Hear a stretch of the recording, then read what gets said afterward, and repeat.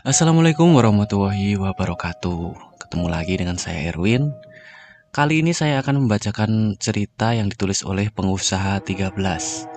Nanti link sumber aku taruh di kolom deskripsi. Sebelum masuk ke ceritanya, jangan lupa subscribe dulu channel ini agar aku makin bersemangat membacakan kisah-kisah horor untuk kalian semuanya. Yuk lanjut ke ceritanya. Kisah ini ditulis berdasarkan kisah nyata yang terjadi di sebuah kampung di pelosok Jawa Timur. Kisah terjadi di awal tahun 1990-an. Pagi ini kampung kami kembali geger dengan kematian mendadak Pak Sarif. Beliau yang kemarin masih sempat nyangkul di sawah, tiba-tiba malam harinya meninggal dunia. Setelah penguburan jenazah, warga yang masih kaget menjadikan peristiwa ini sebagai bahan obrolan di warung kopi Mbok Tuni. Gimana Kang? Setelah kemarin Bu Salimah, sekarang ada lagi Pak Sarif yang mati mendadak. Cak Rejo membuka obrolan. Iya, jangan-jangan wabah pagebluk kembali menyerang desa ini seperti tahun 60-an. Kata Pak Diyadi yang terdengar penuh rasa kecemasan.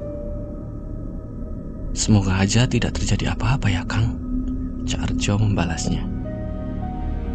Kemudian Mbah Sob ikut berbicara. Iya, ini mirip kejadian zaman aku muda dulu. Maka terjadilah obrolan seru di antara warga yang sedang ngopi mengenai pagebluk.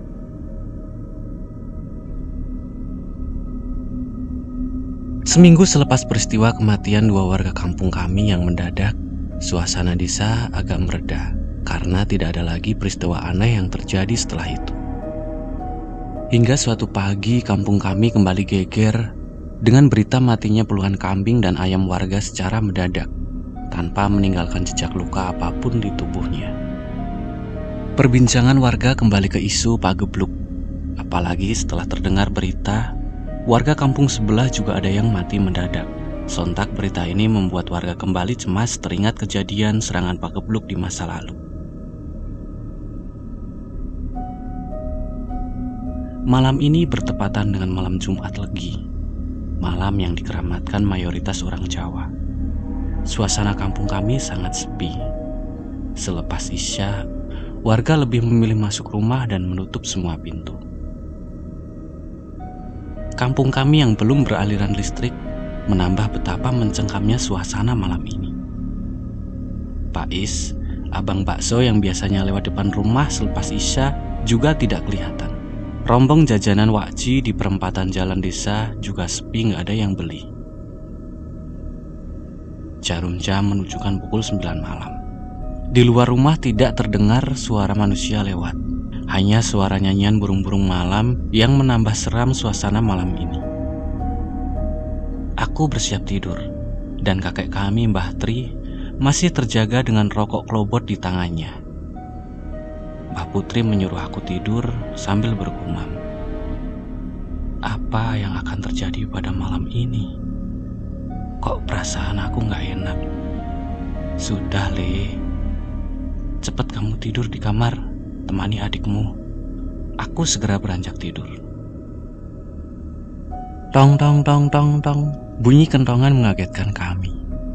Mbah Kakung yang memang malam ini terjaga segera keluar dan menyuruh Mbah Putri segera menutup pintu. Ada apa, Mbah? Nggak tahu. Mungkin ada yang meninggal. Sudah, kamu masuk kamar lagi. Mbah biar di sini menunggu Mbah Lanang pulang.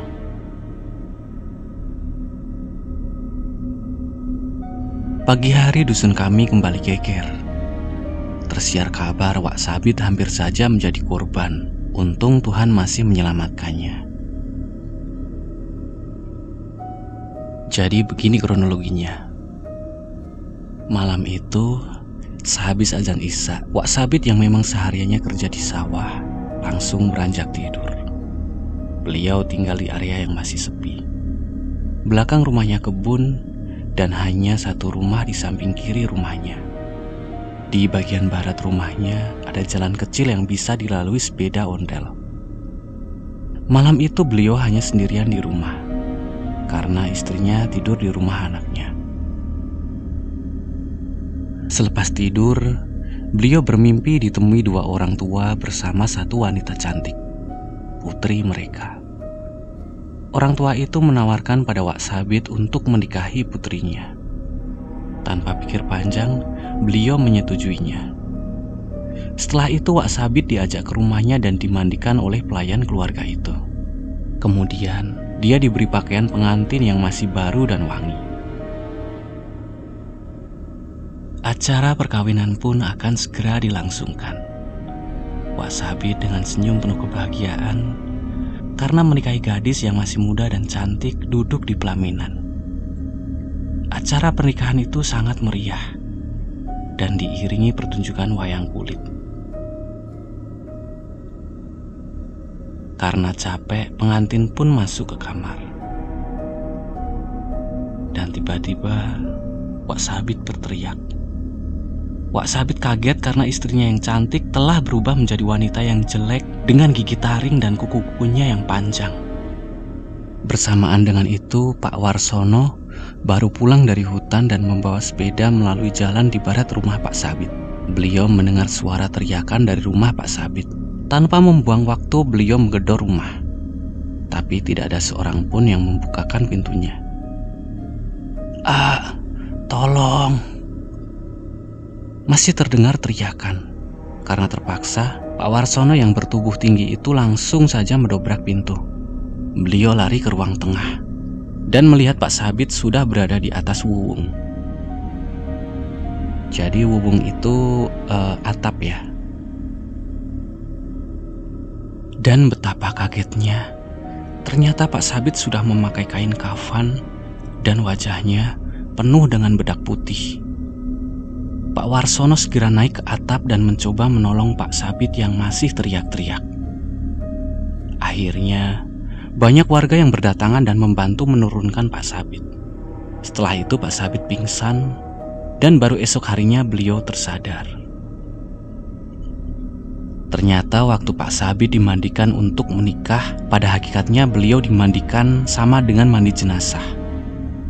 Dan pakaian pengantin yang beliau pakai pada hakikatnya adalah kain kafan untuk mayit. Menurut cerita warga, banyak korban dari kampung lain yang terenggut dengan kronologi seperti Pak Sabit. Ditawari menikah, dimandikan, terus dikafani. Dari desas-desus, ada yang bilang Nyi Roro Kidul lagi mencari ribuan menantu.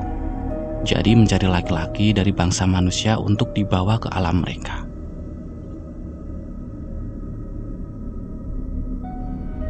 Karena keadaan yang semakin mencekam, diadakanlah pertemuan dengan para tetua desa yang dianggap berilmu. Setelah pertemuan, warga desa dihimbau agar warga tidak boleh tidur di atas dipan dan harus tidur di bawah dipan. Dipan dicat merah untuk mengelabui makhluk halus. Semua ternak dicat merah, kandang-kandang ternak dicat merah, dan diadakan barian. Barian adalah ritual kenduri massal yang diadakan di kuburan desa. Setelah barian diadakan, wabah pagebluk mereda dan tidak ada lagi kejadian kematian warga dan ternak secara mendadak. Dan desa pun kembali tenang. Oke, jadi gimana nih menurut kalian? Serem gak ceritanya? Jadi kalau menurut penulisnya, peristiwa kematian mendadak pada dua orang warga yang telah terjadi itu kemungkinan terbesarnya adalah serangan jantung. Karena pada saat itu mayoritas warga masih lebih percaya dengan pengobatan dukun daripada dokter. Terus kalau soal kematian hewan ternak, mungkin itu bukan karena makhluk halus, tapi karena wabah penyakit semisal kayak virus gitu. Virus flu burung gitu kan, dulu kan pernah tuh kejadian virus flu burung yang menyebabkan jutaan unggas mati. Aku dulu masih ingat tuh, tiba-tiba ada ayam gitu kan tiba-tiba mati di samping rumah, di belakang rumah gitu. Jadi kelihatan umurnya ya. Terus cerita Nyi Roro Kidul, karena memang waktu itu kan warga masih kental dengan kejawen. Jadi mungkin ada kejadian semacam itu, terus mereka mengkaitkan dengan itu gitu, dengan Nyi Roro Kidul gitu. Tapi ya Awalam lah, hanya Tuhan yang tahu. Terus ini nih, kisah Wak Sabit. Jadi itu katanya benar. Dan Wak Sabit dan Wak Warsono masih hidup hingga tahun 2004. Dan dari analisa penulis sendiri, memang ada warga yang mencari korban untuk pesugihan. Dan tidak memungkiri adanya sihir dan jin yang bisa mencelakakan manusia. Tentu saja itu atas kehendaknya. Dan sihir serta jin tadi adalah suruhan dari manusia yang telah menjual hidupnya pada kesesatan. Jadi jangan dicontoh ya. Oke, jadi cukup sekian cerita hari ini. Sampai ketemu di cerita selanjutnya. Jangan lupa subscribe. Terima kasih.